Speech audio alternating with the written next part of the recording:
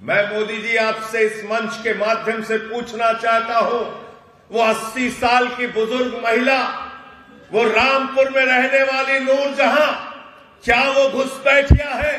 क्या वो बांग्लादेशी है? रास्ते में मुझे कोई पटेल मिला, कोई यादव मिला, कोई दलित मिला, जिसने बताया कि हमारा वोट काटा जा रहा है, हमारा वोट नहीं बन रहा है। तो क्या वो घुसपैठियां हैं? क्या उत्तर प्रदेश में 4 करोड़ घुसपैठियां हैं? क्या बिहार में 80 लाख घुसपैठियां थे? अगर उत्तर प्रदेश में 4 करोड़ घुसपैठियां हैं तो किस बात के मोदी जी तुम प्रधानमंत्री हो? किस बात के गृह मंत्री अमित शाह हो? पहले अपने पद से इस्तीफा दो, तुमको अपने पद पे रहने का अधिकार नहीं है। गलत तो नहीं कह रहा हूं? 11 साल से ट्रंप का शासन है क्या? बराक ओबामा का शासन है क्या? बाइडेन का राज है क्या? कौन है देश का प्रधानमंत्री? गृह मंत्री कौन है? उत्तर प्रदेश का मुख्यमंत्री कौन है? देश का रक्षा मंत्री कौन है?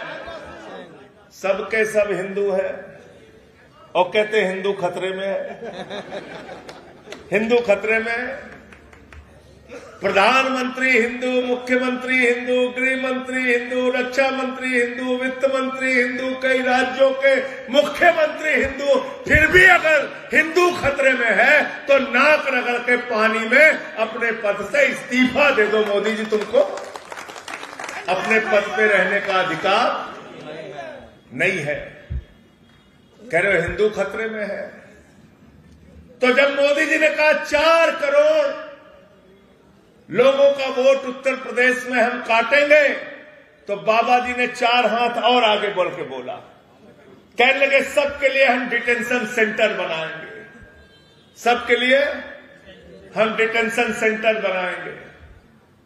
तो प्रशांत यादव बता रहे थे कि हमारा वोट भी भैया कट गया है, हमको भी रहना पड़ेगा। हमने कहा रहना पड़ेगा, रहना पड़ेगा, यादव को भी रहना पड़ेगा, और पासी को भी रहना पड़ेगा, और कुर्मी को भी रहना पड़ेगा, और मुसलमान को भी रहना पड़ेगा, और दलित को भी रहना पड़ेगा, पिछड़ा को भी रहना पड़ेगा। जिसका जिसका वोट कटेगा उसका उसको सब डिटेंशन सेंटर में रहना पड़ेगा। और अगर हम लोगों का काट दिया तो ठाकुर ब्राह्मण उनको भी रहना पड़ेगा, रहना पड़ेगा। क्योंकि मोदी जी ने कहा है कि हम घुसपैठियों का वोट काट रहे हैं, तो हम लोग वहां पर रहेंगे। उस देश का नाम क्या होगा? क्या नाम होगा? तो उत्तर प्रदेश में घुसपैठिया देश बनाया जाएगा। जो कनाडा से बड़ा देश होगा, जो पंजाब से बड़ा देश होगा, जो दिल्ली से बड़ा देश होगा, वही उत्तर प्रदेश में बनाया जाएगा। उसका नाम होगा घुसपैठिया देश, घुसपैठिया देश। उसमें डीएम भी होंगे, एसपी भी होंगे, लेकिन घुसपैठियों का कानून मालूम है? उनको फ्री में खाना देना पड़ेगा, फ्री में बिजली देना पड़ेगा, फ्री में पानी देना पड़ेगा, फ्री में शिक्षा देना पड़ेगा। अगर डिटेंशन सेंटर में किसी को आप रखते हैं तो अंतर्राष्ट्रीय नियम है, सब कुछ वहां पर फ्री देना पड़ेगा।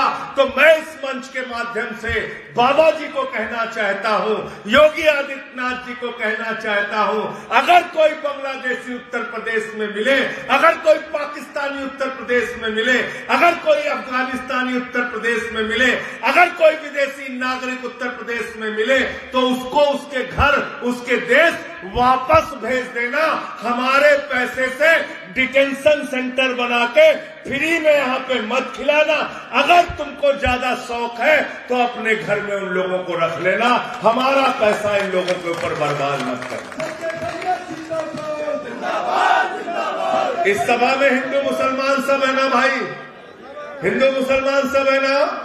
एक प्रस्ताव रख रहा हूं, इसको अगर समर्थन हो तो हाथ उठा देना, हाथ उठा देना। मेरा प्रस्ताव है, जो भी बांग्लादेशी, पाकिस्तानी, अफगानिस्तानी उत्तर प्रदेश में मिले, उसको उसके देश वापस भेज देना। हमारे पैसे से डिटेंशन सेंटर मत बनाना। इस पर सब लोग मंजूर हो? हाथ उठा के बताओ, मंजूर हो? मंजूर हो?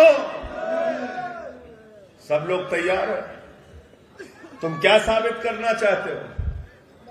क्या साबित करना चाहते हो? ये साबित करना चाहते हो जितने मुसलमान हैं सब बांग्लादेशी हैं, सब पाकिस्तानी हैं। ये खेल उत्तर प्रदेश में चलने नहीं देंगे बाबा जी। और अपने आका मोदी जी को भी बता देना और अमित शाह को भी बता देना, अभी तो सिर्फ ये दूसरे चरण की यात्रा है। उत्तर प्रदेश के गांव गांव में जाएंगे, शहर शहर में जाएंगे, गली मोहल्ले जाएंगे और आपको एक्सपोज करने का काम करेंगे। 4 करोड़ वोट। मैं मुरादाबाद से आ रहा था, गोपाल जी वहां पर बताया 14 लाख वोट काट रहे हैं मुरादाबाद में। मैंने पूछा कितनी विधानसभा है?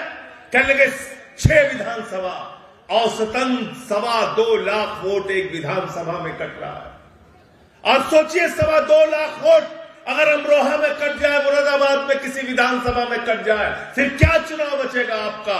फिर तो एक तरफा भारतीय जनता पार्टी के पक्ष में चुनाव का नतीजा हो जाएगा। इसलिए मैं आपसे कहने के लिए आया हूं, जागो अपने वोट के लिए, जागो लोकतंत्र में सबसे बड़े अधिकार के लिए।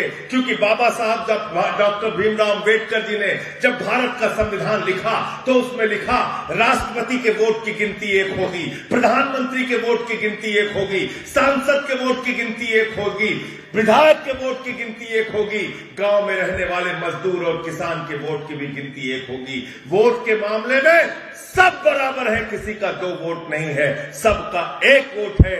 लेकिन आज उस वोट के ऊपर चोरी की जा रही है। जो अधिकार आपको बाबा साहब ने दिया, जिस वोट की ताकत के कारण प्रधानमंत्री आपके आगे झुकता है, मुख्यमंत्री आपके आगे झुकता है, सांसद आपके आगे झुकता है, विधायक आपके आगे झुकता है, जिस वोट की ताकत से आप बड़ी से बड़ी सत्ता को जमानत जब्त करा के उसको जमीन कूड़ेदान में फेंकने का काम करते हो, वो अधिकार आपसे छीना जा रहा है। इसलिए आपसे कहने के लिए आया हूं, वोट का अधिकार बचाने के लिए जितनी भी लड़ाई लड़नी पड़ेगी, हम लोग कंधे से कंधा मिलाकर लड़ेंगे। आपको भी साथ देना पड़ेगा। तैयार हो सब लोग? तैयार हो ना? तैयार है। अभी दिल्ली की बात बता रहे थे गोपाल राय जी। दिल्ली में चुन लिया बीजेपी को। लोग कहते हैं चुन लिया, मैंने कहा घपला किया। कैसे घपला किया? केजरीवाल जी की विधानसभा में 42,000 वोट काट दिए और कितने वोट से हार गए? 4,000 वोट से। तो ये बेईमानी की जीत है कि ईमानदारी की जीत है? बताओ। बेईमानी की। बेईमानी से जीती ना बीजेपी। आपके क्षेत्र में कितना वोट कटा? 6-7 हजार 10,000 वोट इनके क्षेत्र में कटा, सौरभ जी के क्षेत्र में।